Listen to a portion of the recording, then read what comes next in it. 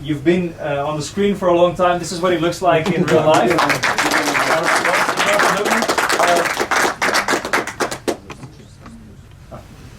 Just some human interest there. Could you please take a seat? We're going to complete the panel first, and I'll ask all three of you some questions, and then we're going to the audience as well. We have some topics planned, and of course we're going to end our discussion round in today's political situation, which I'm sure around the Ukraine people have a lot of questions and remarks about. So definitely we will talk about those, but keep them for just a little bit so we can also address the film and the particular situation in Crimea.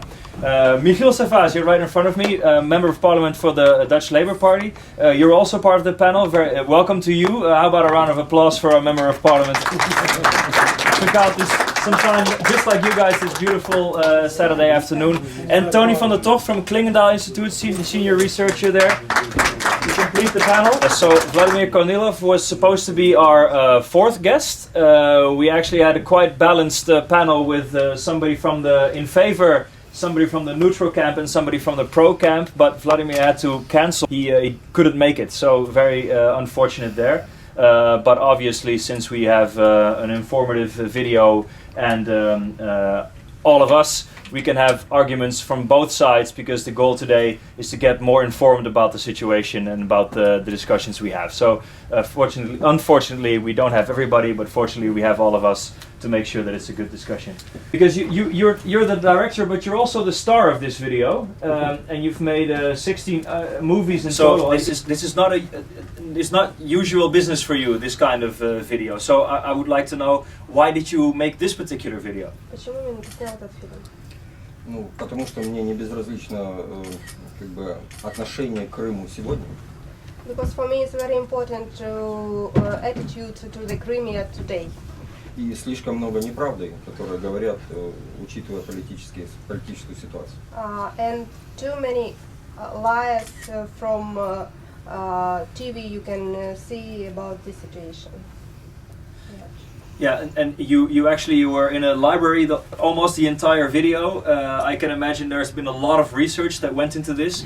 Can you give a couple of examples of facts that you turned up that you think are very unknown in Ukraine and in Russia even?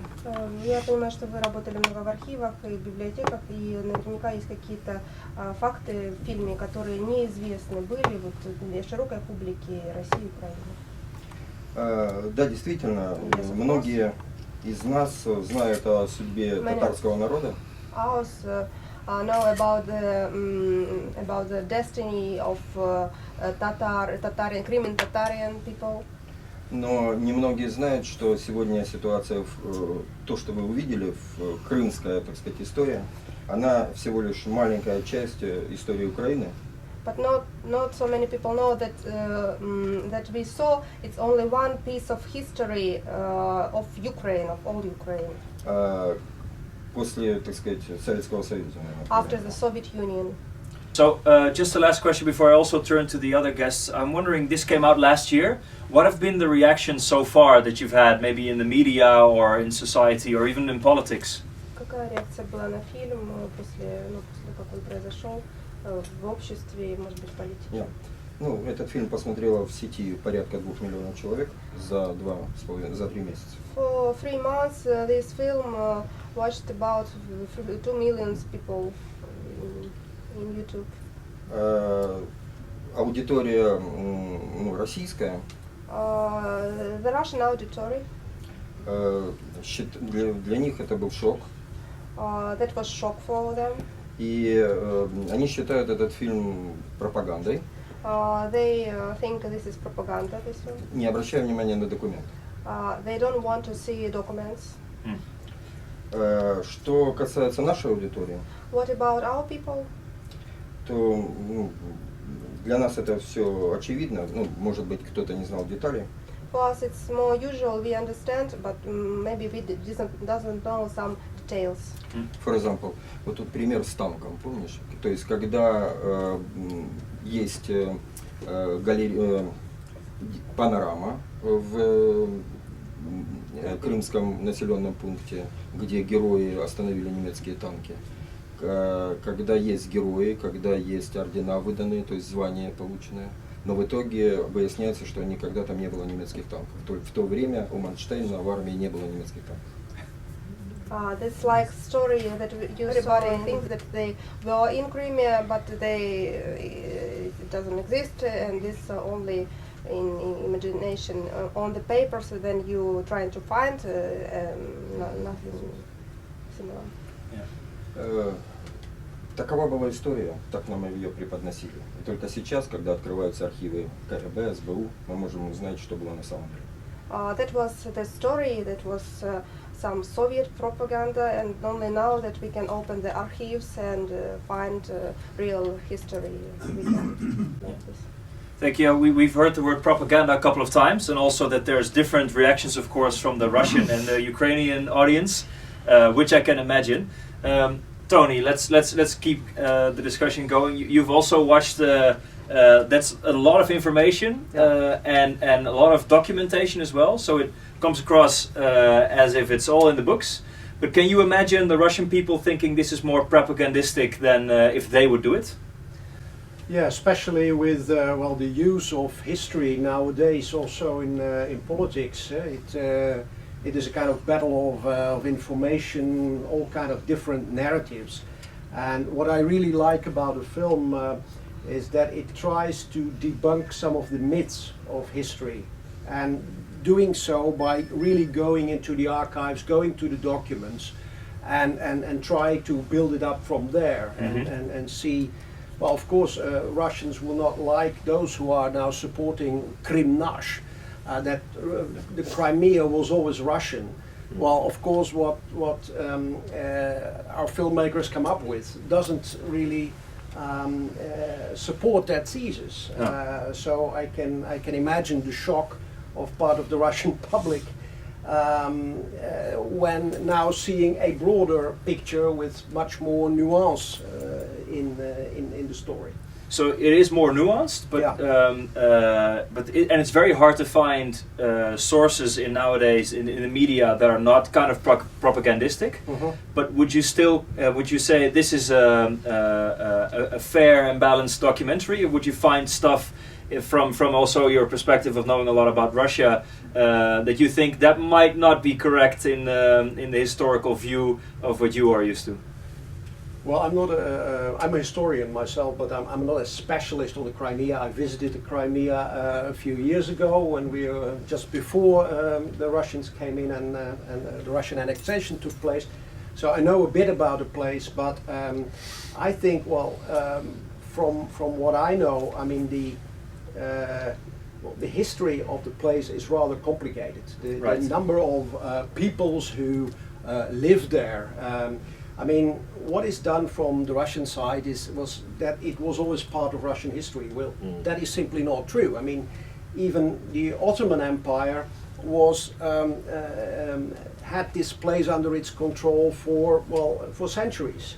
So you can even come up with legal claims by Turkey if we go back into history and try to rewrite history. You saw at the start of the movie a couple of centuries.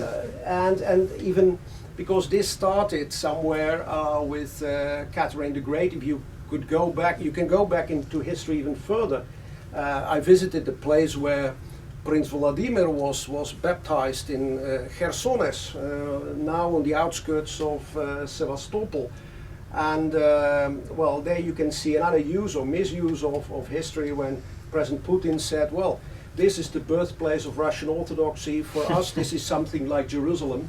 And that is another way of claiming history. Whereas, you can also have a big discussion about whether Moscovia and what grew out of that is really a successor of Kiev and Rus, which was attached closely to this birthplace of the Russian Orthodox Church. Yeah. But this kind of use of history, I mean, I think it is of no use, because it would not only open another box of Pandora within the post-Soviet space, but also, Germany could reclaim Königsberg, the Finns could say, well, we want Karelia back. I mean, if you take this reasoning, I think that is the reason why in 1991, both in the case of former Yugoslavia and in the case of the former Soviet Union, everyone was very reticent and didn't really want to touch those borders, because where would you end? It's a Pandora's box. Yeah. History politics. You've seen it, of course, in Kosovo as well. The same kind of reasoning. Mm-hmm. You're a politician, Michiel. You've been to the area. Have you been to Crimea? You've definitely been to the Ukraine a couple of times. Yeah. You haven't had the chance. Hopefully, you will soon. It's a bit difficult. Well, to go to the Crimea is a bit difficult for me now. It is. Well, yeah. Is it also difficult for you to go to Crimea now after the movie? I can imagine. Для тебя тоже Игорь? тяжело сейчас ехать в Крым после этого фильма, поехать в Крым? Ну, ты же знаешь, мы не ездим там. we cannot. No, You can't. Okay, but just out of curiosity, but you might in the future. But how do you, if you see these history politics, do they? Oh, sorry. One moment. One moment.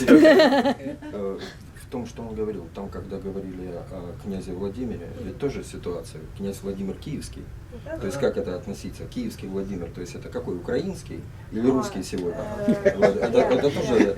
Yeah, the question is about Vladimir. Vladimir, he was Kiev king, but Kiev, what does it mean, Kiev?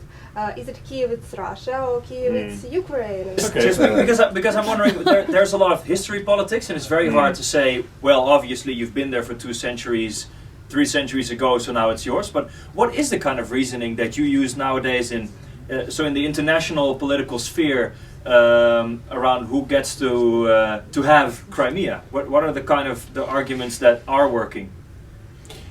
Well, I mean, history doesn't work. Let's be clear about Right. this. And this, I didn't know too much about the Crimea, to be honest, before 2 years ago. So in the last couple of years, I think we have all been educated, at least on the basics, and this film very much adds to that information. Although the density of the information is quite high. There's a lot in there. Yeah, there's so much to digest that for me it was quite difficult even. I don't know how you felt about it, but anyway, it's history is like clay, right? Politicians can use it and shape it in any form that they would like to prove their point, and this is how nationalism works. I mean, even in our part of the world, in the 19th century, but also before that, the Westphalia system is based on nations that were basically invented. And our own Dutch national history, going back to William of Orange, is, I mean, it really took place, these events in history, but we use these events to have a story about our nation, our country, our history, our common values. So this is, this is common for everywhere, basically. It reminded me, by the way, very much indeed of the former Yugoslavia. I used to work as a diplomat in Macedonia, and even though that area was part of the Ottoman Empire for 4 centuries, the different peoples there went back, far further in history to claim their national identity and territories. And indeed, Kosovo is a very, very specific example of that. I mean, the conclusion is it's impossible to work on the basis of history because everyone will claim their own history. So we have to base our political discussions on international law. And international law before the 2014 crisis, the annexation of the Crimea, stated very clearly that the Crimea was part of the country Ukraine, even though it had some sort of autonomy within the nation state Ukraine. It was part of that country, and we saw the documents actually signed by Khrushchev then. That made it part of Ukraine. So whatever you think of his decision then to transfer it to the Ukraine, it is a fact. Yeah. And it is a fact that it was recognized also by Russia after in 1991. Until a few years ago. Until a few years ago, but in 1991 there was this famous treaty where the nuclear arms that were still based in the Ukraine got transferred to Russia, and in return, not just Russia, but also other countries, including the US and the UK, signed this declaration where it said, well, Ukraine is a sovereign country, and these are the borders of the country. So if we cannot, in the 21st century, base our facts on that, then we really have a problem. So I'm gonna cut you off there because, Yeah. of course, we want to have some space for the audience to talk about the movie itself. Who has a question or a remark before we head into, because we're now very close to the political spheres, and we want to Sure. keep for just a second to talk specifically about the film. Does anybody have? Yeah. For me, the first time I heard it was a forced presence in 1950. So how did you reach that conclusion that that it was not a gift, but it was kind of Во-первых, вы forced? не одиноки.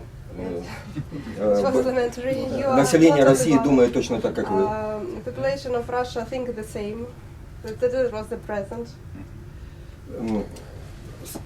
Sorry. Это фильм исторический. The It's history historical film, film. not politic. Историк. It's very, very... ну, собственно, это очень важно понимать, что здесь нет истории. It's very Что нет здесь политики. important to understand there is no politics. No politics. Отношение к Крыму вот, можно, ну, как бы, примером показать, например, таким. Представьте, вы мой сосед по даче. The attitude to the Crimea, we can explain, like for example, let's think that you my neighbor to the summer house. You my neighbors in summer house. Ну, мы живем на даче. We live there. You live next door to me. И я бываю там достаточно часто, Came to you, а вы появляетесь очень редко. И ключ от вашей дачи хранится у and меня. you are not so often in your house, and you gave me the key from your house, and I can sometimes go to you and Ну, ключ, там электрик придет проверить счетчик, for там, the electricity, for example. там газ там на всякий Some случай. gas И так далее. problem. Когда приезжают к вам друзья, ко мне друзья, я прошу у вас разрешения, чтобы они у вас переночевали. When my friends came to me and I ask you, could you please give my have a condition, yeah, to my friends stay in your house? Вы не возражаете. You are okay. Через какое-то время я уже даже не спрашиваю вас разрешения. Last time, second time, I'm not asking you.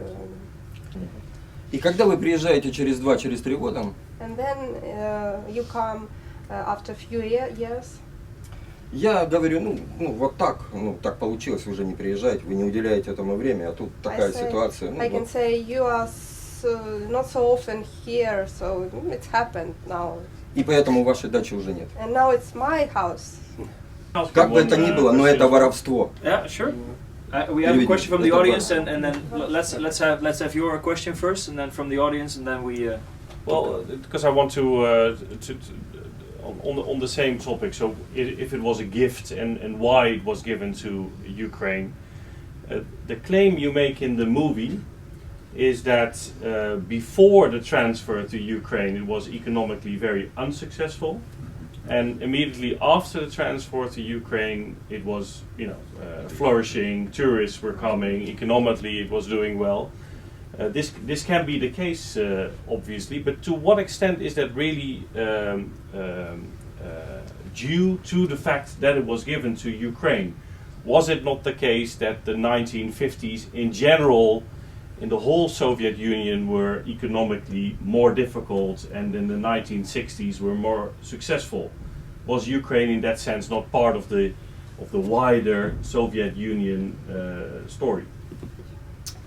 Никогда Крым со времен присоединения Екатерины с 1783 года не жил без северных земель.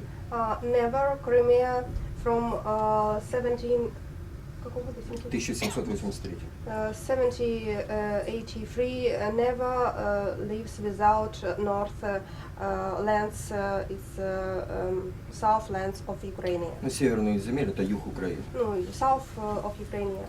Вода шла оттуда, The water. рабочие рудики шли оттуда, People. строительные материалы. Ну, все шло оттуда. Everything. Building materials. Yeah.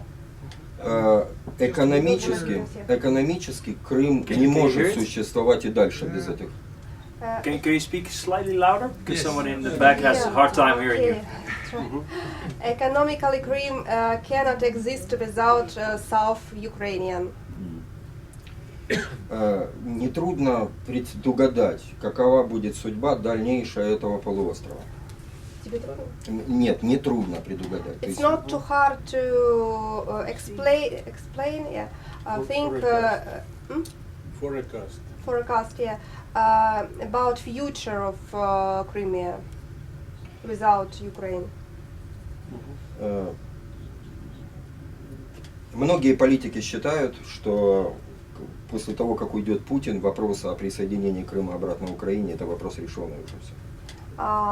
Many politicals think that after Putin goes away, And when? then Crimea automatically came to Ukraine. No. Okay, so there's a question from the audience as well. Oh, there's several. Okay, well let's have the three of you before we move more into the political spheres of this this hour of discussion. Sir. That was more a remark with regard to the present. It was not basically present because if I was told by several people, Ukrainian people as Russian people, there was a big period, a long period where there was a lot of hunger in Ukraine, and the people could not fled from the country because they were killed by soldiers. So after several very bad harvests, millions of people in the middle of Ukraine died. And at the end, when Khrushchev was there, some people from the government said, hey, what will you do to repay us when we could not help our civilians over there? And then Khrushchev made the present of the Krim. Right, so that's the historical account of why they call it a present as reparations for the Holodomor. Go ahead. I have a double question. First of all, he said that there was no politics in this.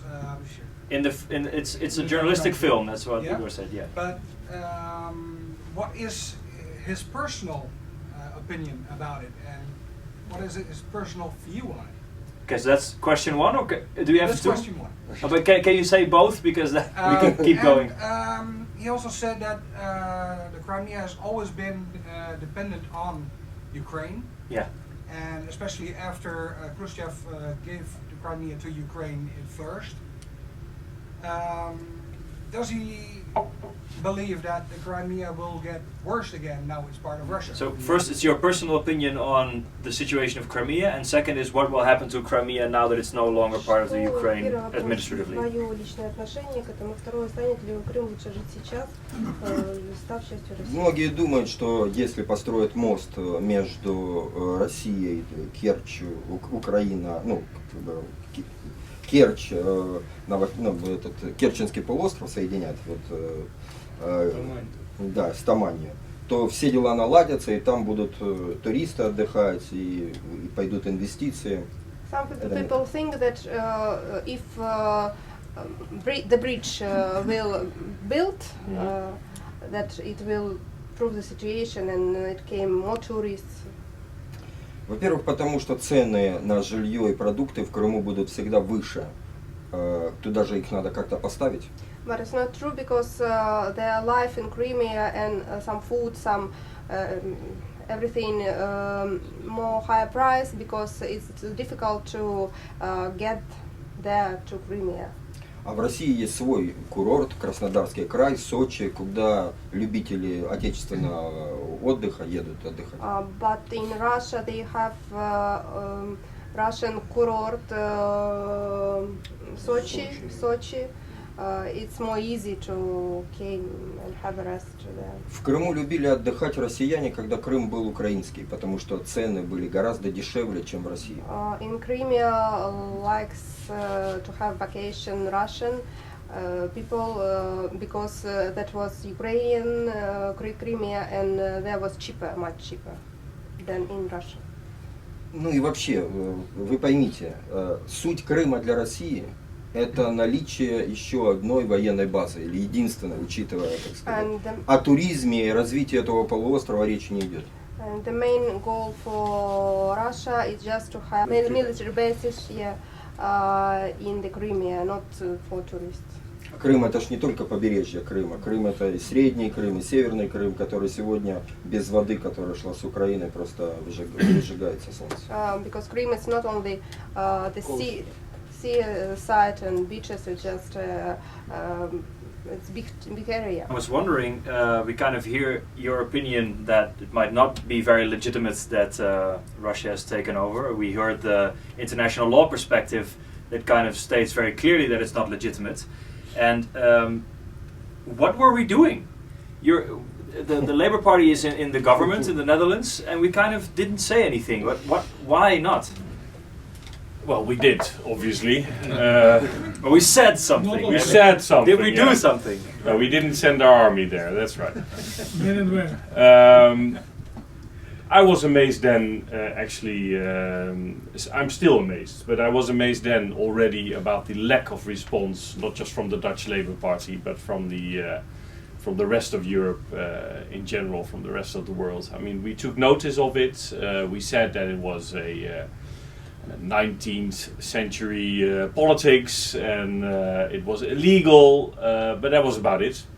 To be honest, in the Dutch parliament I was one of the few people that already argued for economic sanctions at time, to at least make clear, okay, we have to draw a line here.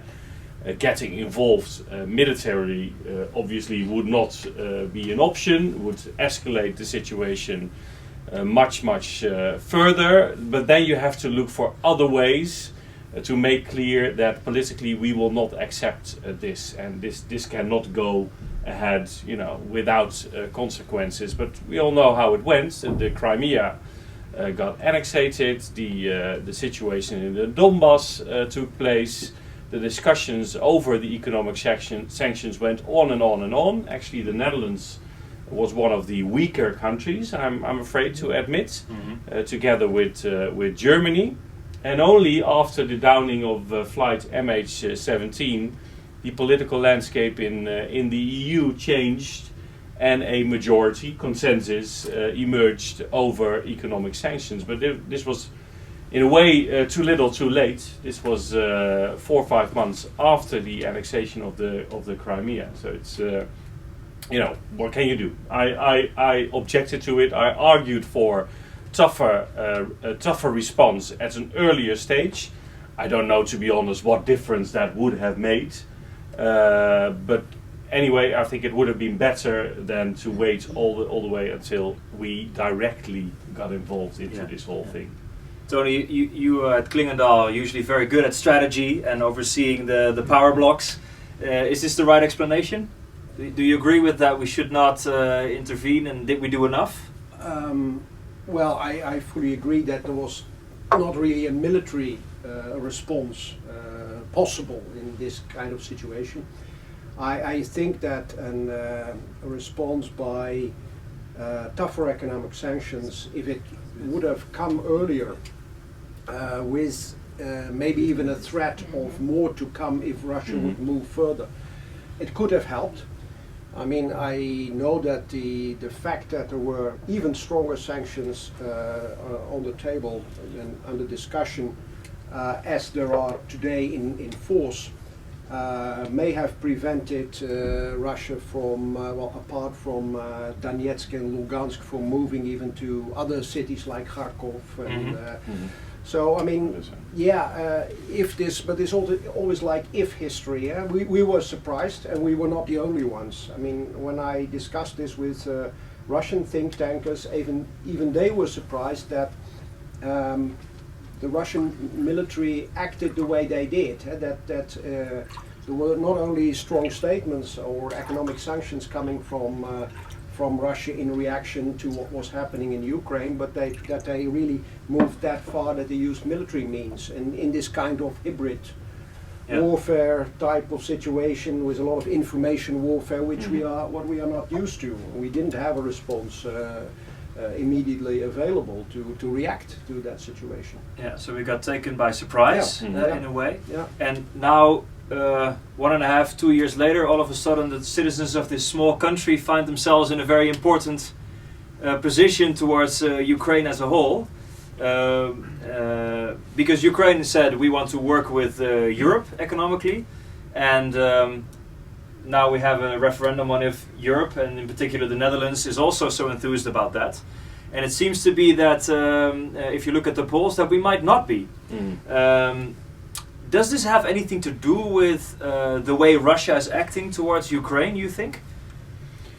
Well, I mean, let's start with the fact that for most people in the Netherlands, this is I mean, for us it's complicated. So we just discussed the history of the Crimea. With We're the 50 most informed people in the Netherlands now in the Crimean situation. I'll be sure of that. Yeah, I think we all have to agree that every one of us, after leaving this small film room, goes out on the street and tells everybody. Yeah. Yeah. We have to start somewhere. Eh? But no, this is the very complicated thing. I mean, on the one hand, I feel very uncomfortable with this referendum. It is, you know, it's just a coincidence that the initiators to this referendum took this specific association agreement. It just happened to be the first sort of EU-related law that was in the Dutch Senate just after the referendum law, which you supported, by the way. Force. Yeah, we did. Yeah. So it was 1 week after the referendum law entered into force that this specific treaty was discussed in the Dutch Senate, and therefore it was the very first opportunity to test the referendum law. It could have been anything. It really could have been anything, and now it's Ukraine. So, you know, I feel uncomfortable by that because it's very clear that the initiators are not interested in the Ukraine at all. They are interested in, in creating some fuzz, in organizing protests against Brussels, whatever that may be, but it got nothing to do with Ukraine. On the other hand, now that it's here, I see it as an opportunity to bring this very important issue to the interest of people, and for people to get to know the issue, because it is in the end about values. It is about the countries that are right at the borders of the European Union. It is about a young nation in a way that is trying to break away from others that have, you know, determined its destiny for centuries or at least decades, and it's now a new generation wants to head towards a new future for the country. And I think it's our obligation out of solidarity, that's a basic value here, to support them in their efforts to create a better future for their country, how difficult as it may be. Because there are so many problems still in this country. We discussed the Crimea, the Donbass, but there's obviously also an economy that is, in a terrible state. There is corruption there at a very high level. But there are people that want to change this. So this is the basic question. I think the people in the Netherlands should answer: do we support a country that wants to determine its own destiny? Do we support a generation that wants to improve the future for their country? Yeah. So that's a clear conclusion. But Tony, also looking from the perspective of the Netherlands, is it also in our interest to do so? We might recognize, okay, we would support them by saying yes, but is it then also in our interest? How would you look at that question? Well, there are several angles to that. I mean, if you look at it as purely this is a kind of free trade area, we are a trading nation, yes, it's in our interest. I think it is also in our interest, to support countries where you have a young generation, well, basically what MICHIEL has been saying, who wants change, who want to break away from this post-Soviet mold and really determine their own future. I was in Kiev just a week ago and talked to quite some people connected with the Maidan movement. Right. And of course, I mean, they're also not happy with everything happening in present-day Ukrainian politics, and that there is still a lot of corruption around. But they are working both inside and outside of the radar of Parliament to change something. And I talked to for example, some LGBT activists, and they said, listen, this kind of legislation which now prevents discrimination in the working place is for us very important, and it would not have been there if there is not some pressure from Brussels or from the European Union behind it. So please ratify this treaty, because we need it. We need this outside pressure to realize our ideals. So you're saying that it could be in our interest if this also works to change the country from within? Yeah, I think this is these kind of changes are ultimately in our interest. I mean, if we no longer support people who want to even die for this Europeanization, modernization, and modernize their country, I mean, then I think the European project as such is finished. If we don't support people who are even more idealistic about it than we are at present, I mean, then this European project of ours is only about a market and about currency. Well, which it seems to have been in the past 60 years mostly, but are we not also inviting Russian wrath on our doorstep if we continue bringing Ukraine into our sphere of influence, which is also a much heard argument against, getting too involved in their business and their economy, because Russia has already shown that it's not pleased with it and that it's willing to go quite far in retaliating. Well, I mean, the European Union has never put pressure on Ukraine to have this this association agreement. It was constantly Ukraine which was asking for it, and I think there were quite some European member states which did not really want to upgrade our relationship with Ukraine. And of course, Ukraine has always been balancing between, on the one hand, Russia, on the other hand, the EU, and trying to get most of it from both sides. But now we are in a completely different situation. I mean, Russia tried to force Ukraine into the Eurasian Economic Union. Well, they managed to do so with Armenia. With Ukraine, after heavy pressure, Yanukovych didn't want to sign, and then Maidan happened because they did not want to be stuck with this corrupt system forever, and saw it as a chance of breaking out of this kind of post-Soviet mentality. I think what Putin has done until now, what Russia has done until now, we should not condone that. We should not. What about provoking further? I really do not believe that. Of course, we can still try and help Ukraine in the economic sphere. If we can work out something with Russia and Ukraine at the same time, it would be nice. But so much has happened in the meantime that we are more or less stuck in this situation that we cannot act differently. And I think, for Putin, Crimea is already a big drain financially, and as long as the oil price doesn't come up, Russia is under severe economic strain. I think only that is a reason maybe for Putin. Maybe it will take some time, but for a rethink whether this is really the wisest policy also towards the West. Time will tell. The question is, how is the association treaty viewed in the Ukraine? Could you give us your perspective on that?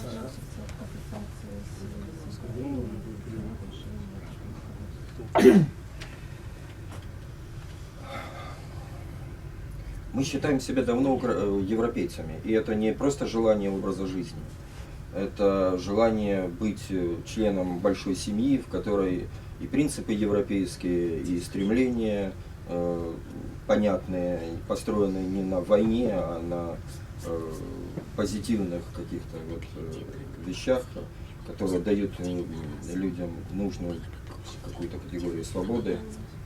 That we are, that Ukrainian already European people for many years, for all the time, and it's not we want not only economically be successful, actually. Вопрос не только в экономической успешности, я тебе такого не говорю. Речь идет о том, что стремление не только молодых людей быть в Европе. Это молодые, они уже давно в Европе, они космополиты. They already in Europe, they cosmopolitics, they live in one country and have rest in один пример. One example. Желающих вступить в НАТО 4 года тому назад был своего рода такой опрос. Было 2-5%. The people who want to be in NATO in 4 years ago was only 4%. В прошлом году Last year, 95%. 95%. Это ж понятно. Things have changed, I guess. Донбасс — это не последнее, что может интересовать Россию. Donbass, it's not the last that Russia can be interested in. Одесса, Харьков. Одесса, Kharkiv. Желание Путина раскачать эту территорию, доказав, что мы всячески, теми теми КГБшными какими-то, значит, законами, да, то есть найти оппозиционеров, бросить туда деньги, раскачать скандал какой-то, устроить провокацию, ну, то есть вот в этом. Putin wants to destabilize the board and everything, do everything for this, just to make some provocation, some. Сейчас российские СМИ показывают, как со свастикой некоторые там украинские политики или кто не политики какие-то там. Now Russian SME always all the time talk about this Ukrainian swastika. Группа там где-то показывают что-то. Just to show, it's like a show all the time. Я вам могу сказать определенно, что националистов, тем более с фашистскими какими-то, у нас это вот такое меньшинство. Just a minimum. I've seen some hands, and of course I want to give you the floor. Yeah, I haven't heard you before, and I haven't heard you before, so I'd like to give as many people as possible the chance to speak. So let's start with the gentleman in the back. Thank you. My question is related to the movie and related to the politics. We have only 3 weeks to go for the referendum. We are very afraid of a big no. My question is, what can we do in 3 weeks' time with the summary, to reach a big audience, not only 50,000 people, by a summary of your movie? No, I'm fine if this will show on television, but I think it is important. Only the summary. Yeah, it might be a bit long. But there is a very important point here, that is that we need as many Ukrainian people on television in the next few weeks, because the debate is now between different people from the Netherlands who are arguing based on half facts, and simply lies sometimes. Let's be clear about that. And what I think is important to the people that I've met in Kiev, the people that Tony just mentioned, LGBT activists, Maidan, people from the Maidan movement who are now in parliament, businessmen who are, who want to change things because it's important for their business. Those kind of people I would like to see on television in the next few weeks, and so that the Dutch people can then ask themselves the question: do we want to support these people in their efforts? And I'm actually a bit critical on the way that our own government is campaigning at the moment, because they're simply using the free trade argument. So it's easier for Dutch businesses to do business with people in the Ukraine. That is interesting, but there's no emotional aspect to that. And if we do not succeed in finding this more emotional aspect to the referendum, we will not be successful. And I think the only way is to make it human, to show humans, to show people from the Ukraine. Sir, you had another question, I guess. So this is maybe a question for Clingendeal. Tony? I would say that yeah, sure. The annexation of the Crimea, would you say that this was an intelligence failure on the part of the West? Because we know through Snowden's revelations that the NSA knows everything about me. They know every phone call that I make, every email that I send, my surfing behavior. But they didn't know that. No, even though this kind of thing has happened before in Georgia. Transnistria has also been destabilized a long time ago. And I think the Kremlin is threatening other countries, especially the Baltic states. So there was this question of incurring the wrath of the Kremlin, and your response was it's not the EU that's forcing this upon Ukraine, it's Ukraine that's asking for it. But I don't think Putin cares about that at all, right? I mean, for him it's a power play, and I think he sees this as a threat, something like this trade agreement. So I think it's a two-component question. One is like, is it an intelligence failure, and two, like, why is the opinion of the Ukraine important for Russia in this particular situation? Thank you. Yeah, thanks. I think there is a huge discussion now. Could we have seen it coming?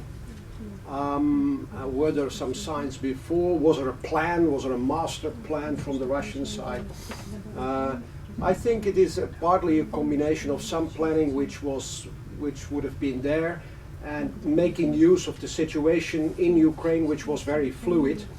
And for the Crimea, it was of course important that Russia had already legally, on the basis of the lease treaty they had with Kiev on the Sevastopol Navy base, that there were already 20,000 military people in Ukraine, or in Crimea actually.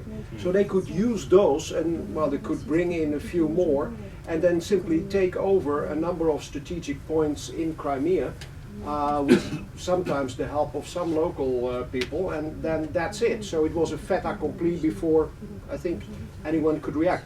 I don't know whether NSA overheard those kind of things, or whether they have enough Russian translators still to monitor this all. Yeah, I'm sure they do. Well, the Americans also complaining that that there was a lack of interest in Russian studies and in Russian language training, and that now we suffer from that.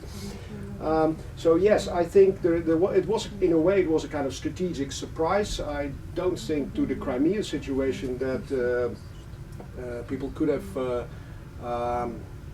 reacted well in such a way that it could prevent the situation from happening, because it was over before we somehow realized it. Only if we would have been into that planning previously, we would have known about that, we could have maybe done something about it. But yes, Crimea, the naval base Sevastopol, is of strategic importance for Russia, and that's what you see now in the spin of these discussions, this information warfare, that from the Russian side it's sometimes now they draw a picture that if we would not have done this, then on the Sevastopol military base there would have been flying NATO flags. Right. And that's much more about, let's say, the NATO accession argument than it's about the EU association agreement. And in my view, the NATO membership of Ukraine, as for Georgia, was really off the agenda since 2008, when there was this Bucharest meeting. And when President Bush tried to push for NATO membership of those two particular countries, wanted to make that part of his personal heritage as US president, and especially Merkel and the French president then blocked him. And at that time it is now used as an argument, yes, I had to do this because otherwise it would have gone to NATO, but there was no clear and present danger at all during those days. Okay, and so with regards to the point that Russia doesn't really care about the opinion of the Ukrainians, so we might still invoke the aggression of Russia if we step into the association treaty. It's a widespread argument against the treaty, for example. Well, I don't think so. I mean, okay. The Russians have already paid their price, have not accomplished their aims in Ukraine. Only 5% of the territory is now controlled by the separatists, at a heavy price to Russia and Russian military people who officially are still not there. But yeah, I don't think that Russia will move further, even if something in the security sphere would. Okay, you're the last question already, sir.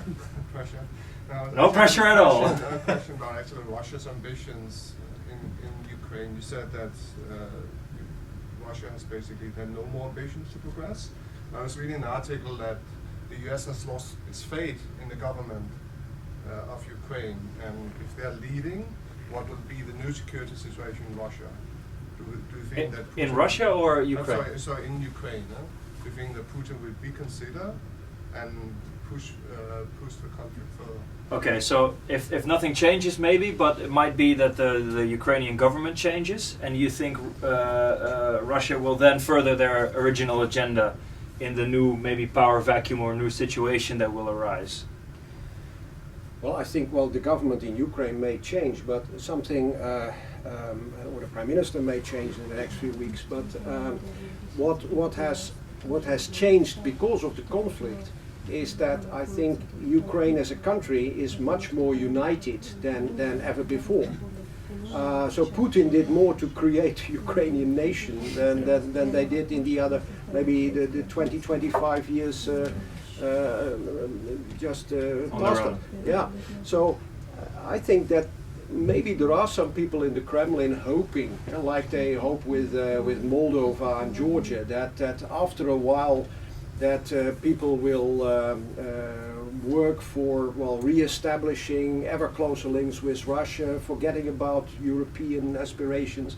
So I think there are some people playing this card, so they're playing that in Moldova and Georgia as well.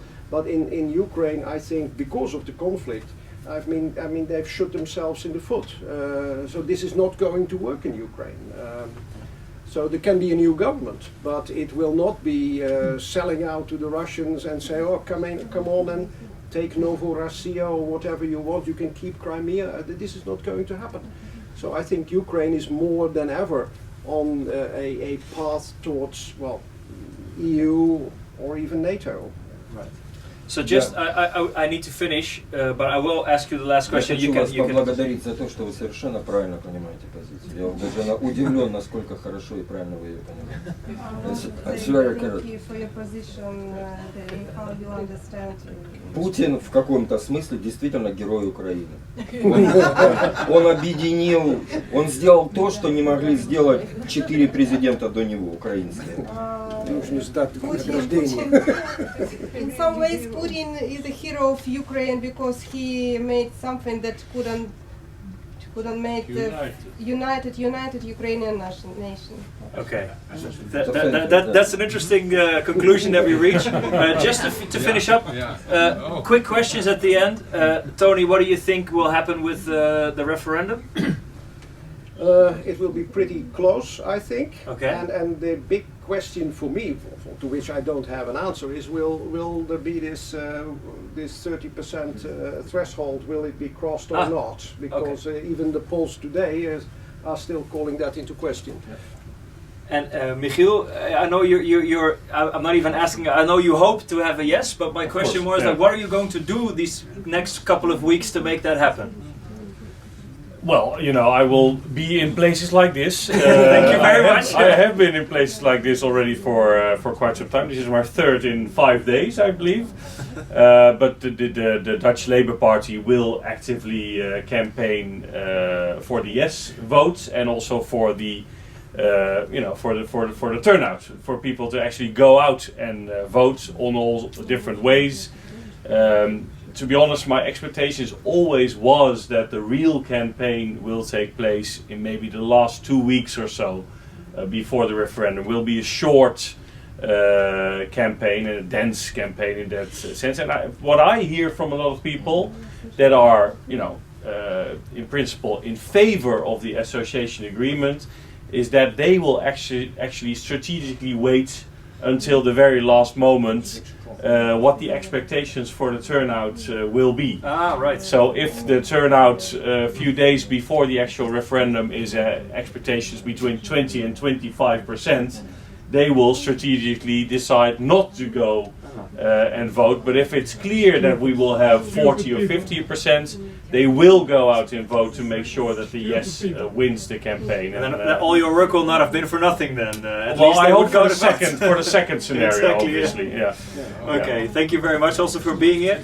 Igor, final question to you. You're in the Netherlands. Welcome to our country. What are you going to do next here? Мы фильм к юбилею нашей страны, то есть 25 лет, как развалился Советский Союз. Now I'm making the film about 1991, then Soviet Union was collapsed. 25 years of Ukraine. Okay. Интересно проанализировать мнения, страхи, надежды тех людей, которые в 91 году оказались на границе и принимали какие-то решения. Ну, то есть имеется в виду, они были в той должности, да, когда от них зависело, по какому пути пойдет страна. Just interesting to analyze what people think, what people want that period, and how it И когда я задаю молодым, тем, кто родился уже в Украине, тем, кому 25 лет, вопрос, как они себе представляют Украину в 50-летний юбилей, какая будет Украина? I'm asking the young people that who were born after 1999. What do they think anniversary of Ukraine will be? Right. То все, кто бы это ни был, студенты, еще школьники, просто люди торгобизнеса, все отвечают, мы будем большой европейской страной, в которой будут те же принципы, которые есть сегодня в Голландии, Франции, Италии и так далее. And all people, different people, students, interpreters, politicians, they all tell me that Ukraine is going to be in a big European family. Ну, а нужно ли ждать еще 25 лет, это решаем не мы. But do we need to wait another 25 years? No, it just you. It depends on you. Well, at least today we're all one family, and it's time. Igor, thank you for your answer. Michiel, Tony, also thank you very much for being here and sharing your thoughts. Yeah. And for everybody in the audience who joined us this discussion, thank you very much.